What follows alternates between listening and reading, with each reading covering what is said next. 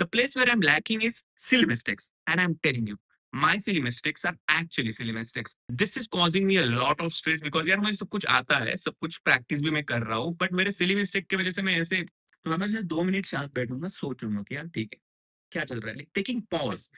So this was the contest which I was analyzing, and here is the detailed list of my every learning out of my every quant. You would be getting this PDF, and एकदम PDF के end में around 15th page में यहाँ पे आपको Hello and welcome back to channel. This is Rishi, your host for this channel, and I'm on a challenge to crack CAT into 30 days. आज है day 5. आज दिन के एजेंडा में बहुत सारी चीज़ें. अभी 7 बजे. अभी मैं आपको एक चीज़ बताऊंगा कि मैंने कल के दिन भर कैट की कोई भी स्टडी नहीं करी, बट जो काम मैंने कल किया है वो मेरे कैट की पूरी प्रिपरेशन बदल सकता है. I did something very fundamental, जो अगर आप मिस करोगे तो it might be a problem for you. मैं आपको बताता हूँ वो थोड़ी देर में. बट अभी मैं नहा के आया हूँ, तो I will meditate and then start by making to do list and I will get you back to you.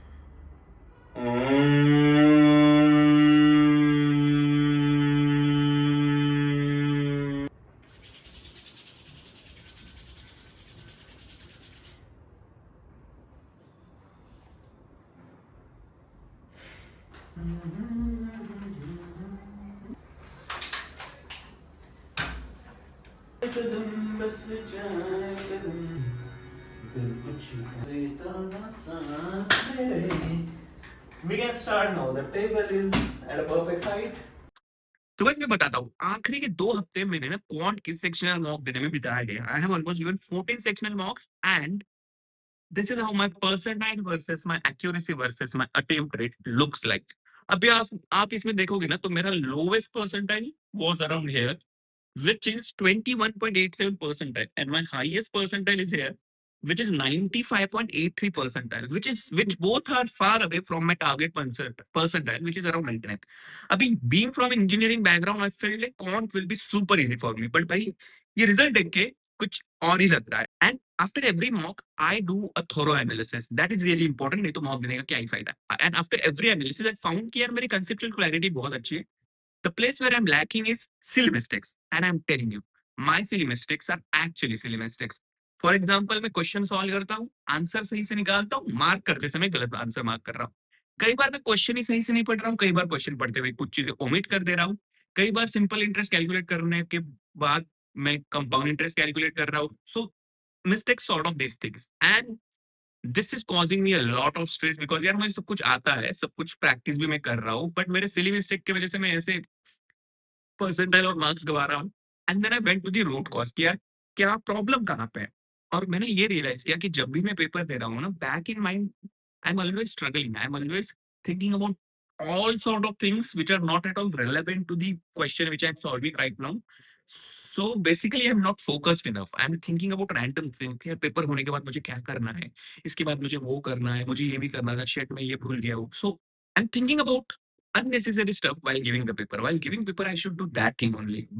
I'm struggling to do one thing at one time because in the recent years, I have trained my mind to do multitasking, which is not helping me at all. मतलब मैं आपको simple example देता हूँ. अगर मैं पानी भी भरने जा रहा हूँ ना, पानी की बॉटल, तो मैं पैरेलली कुछ और करते रहता हूँ, गाना सुनता हूँ या फिर पानी पीता हूँ. एक हाथ से पानी पी रहा हूँ, एक हाथ से बॉटल भर रहा हूँ. तो नेक्स्ट लेवल ऑफ मल्टीटास्किंग. मैंने आपको ये बहुत बेसिक एग्जांपल दिया. This happens with me in all other task I do, and this is what I realise yesterday after doing a thorough analysis of my behavior. It is not at all related to cat. यार अगर cat होता भी नहीं है ना, तो मुझे इतनी दिक्कत नहीं है. मतलब I want to improve myself, which is basically how to do one task at one time. And उसके बाद मैंने कुछ जर्नलिंग करी, जहाँ पे मैंने फाइनली ये डिसाइड किया है कि I will do one task at one time. I will take pause in between my task कि यार ठीक है, अभी मान लो कि मैंने ये वीडियो बना दी, तो मैं बस 2 मिनट शांत बैठूंगा, सोचूंगा कि यार ठीक है, क्या चल रहा है, टेकिंग पॉज. क्योंकि ये सोशल मीडिया, ये डिजिटल डिवाइसेस की वजह से लाइफ इतनी फास्ट मूविंग हो चुकी है ना कि we have forget to stay in the movement and appreciate it और एटलीस्ट ऑब्जर्व इट, जो कि मेरी सबसे बड़ी प्रॉब्लम थी. एंड उसी को मैं अभी सुधारना चाहता हूँ. मेरे पास अभी और 25 डेज है. And you might have heard about this rule कि तुम कोई भी हैबिट 21 दिन में बदल सकते हो या फिर ला सकते हो. तो that is what I have targeted. यार मेरे को ये जो मेरा फंडामेंटल बिहेवियर जो गलत हो रहा है उसको सही करना है। कैट तो यार बाय प्रोडक्ट होगा उसका। CAT is a bare minimum thing out of it. Like it will help me to do one thing at one time. It will help me to do things with full focus. Plan वही है।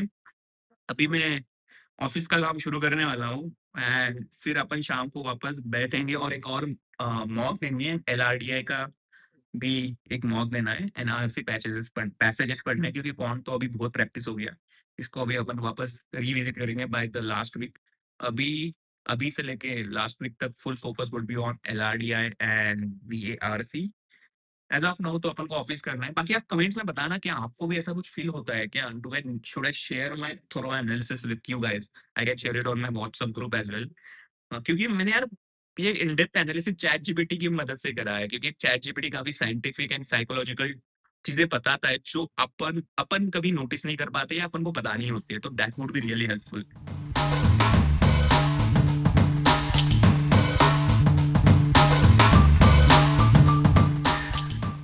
And finally आज का corporate काम खत्म हो चुका है। Last हफ्ते हमने क्लाइंट को एक रिपोर्ट भेजी थी, उसके ऊपर क्लाइंट के काफी सारे कमेंट्स आए थे। It is a project around electric buses. तो वही मैं अभी आंसर कर रहा था। लाइक कमेंट्स, काफी सारे कमेंट्स थे, तो काफी सारा नया काम भी करना पड़ा था। But I am happy that I have done it before the deadline, so I am now free to get back on to my other goal which is the CAT. And अभी मैं थोड़ा ब्रेक लूंगा, उसके बाद वापस अपन पढ़ाई करने को बैठेंगे। So I think I forgot to tell you this guys in the beginning that today I'm working from home and it is really like better कि मैं मतलब घर से अगर काम कर रहा हूँ तो ट्रैवल का टाइम बचता है, उस टाइम में ब्रेक ले सकता हूँ और बाद में थोड़ा वो यूटिलाइज कर सकता हूँ कैट प्रेप के लिए। नहीं तो यार ऐसे तो बहुत हेक्टिक हो जाता है। But anyways right now I am having a lot of headache, क्योंकि इतना सारा कैलकुलेशन रिसर्च करने के बाद my mental energy has been exhausted. I have to recharge my self and then I will get back. Let me show you what were the things on my today's to-do list. There was a quant test analysis which I have just done. Then there is this my corporate job that I have done. Then I have to read 4 articles.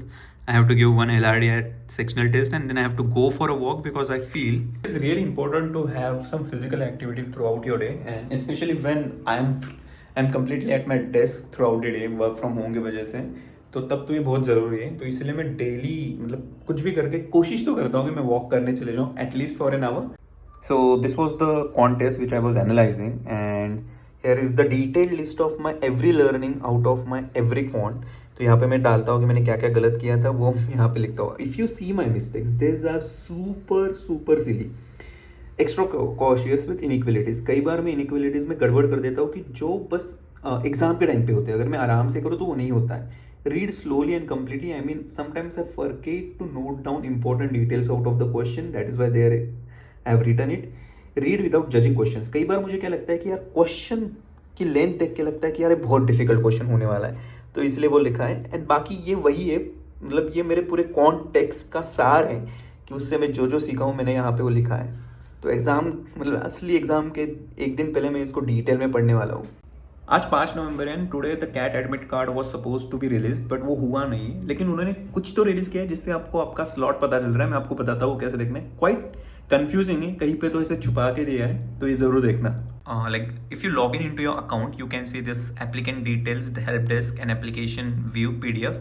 And once you download it by clicking over here, you would be getting this PDF. And एकदम PDF के end में around 15th page में यहाँ पे आपको ये दिख जाएगा। यहाँ पे आपको बाकी डिटेल्स भी है, मैंने हाइड करके रखा है। There is the exam date and कब कौन सी शिफ्ट है वो भी यहाँ पे मेंशन किया है। एंड अगली डेट 12 नवंबर होने वाली है कैट की एडमिट कार्ड रिलीज होने की, as far as the recent updates. That's it for today guys. आज मैंने काफ़ी सारा काम किया है, काफ़ी बाकी है। I have to read the articles and then give the LRDI sectional test. But as of now, I'm stopping the vlog because now I have to focus entirely over the preparation because I can't do this in between. तो अभी कल मिलते हैं। I will tell you how was my like what was my learning out of the reading and the LRDI sectional test which I'm giving. तो अगला video ज़रूर देखना because मेरे ऐसे काफ़ी छोटे छोटे मिस्टेक है ना जो आपके साथ भी हो सकते हैं which can help you out. तो अगर आपको थोड़ी सी भी वैल्यू मिल रही है इस वीडियो से तो प्लीज़ सब्सक्राइब कर देना एंड या सी यू सून।